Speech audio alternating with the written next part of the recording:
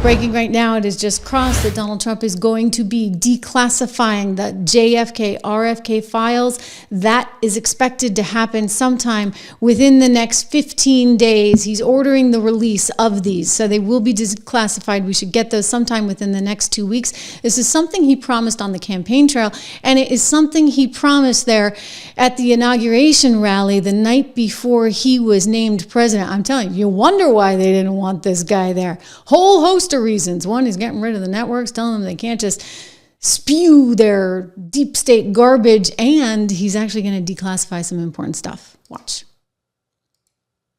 As a first step toward restoring transparency and accountability to government, we will also reverse the overclassification of government documents, and in the coming days, we are going to make public remaining records relating to the assassinations of President John F. Kennedy, his brother Robert Kennedy, as well as Dr. Martin Luther King Jr. and other topics of great public interest. It's all going to be released, Uncle Sam. Well, I can't wait for that. That's going to be, you know what? I was saying to someone earlier, Donald Trump is so back, and I can feel it. I know it because, look, I reported on him throughout his entire tenure there for 4 years. And it was like every single day, the news cycle was just insane, right? And that's happening again. And I mean that in a very good way.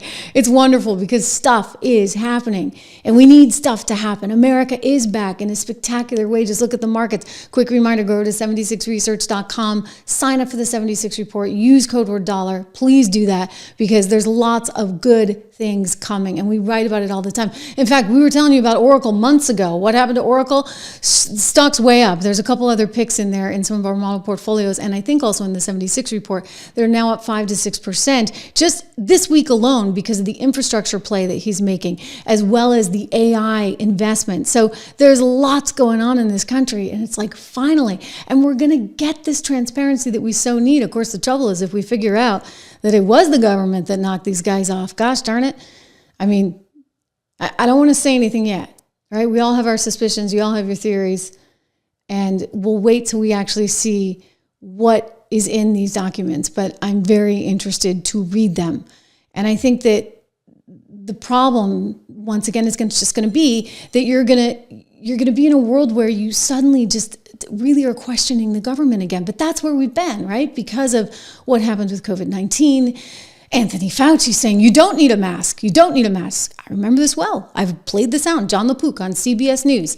He's like, are you sure? He's a doctor. He's like, are you really sure? He's like, nope, you don't need a mask. Turns out he said that. Why? Because he thought there was going to be a run on masks and they needed the masks for the hospital workers. And then, oh no, couldn't possibly have come from Wuhan, China.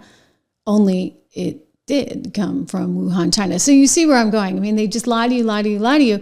And I think that declassifying this information really signifies sort of a new age of accountability, that the government can't just lie to the people anymore. And the media is not there to spoon feed the lies, because you get people like me out there and others like us that are just independent and able to say exactly what we believe and exactly what we think. And we're going to dig in like no one else.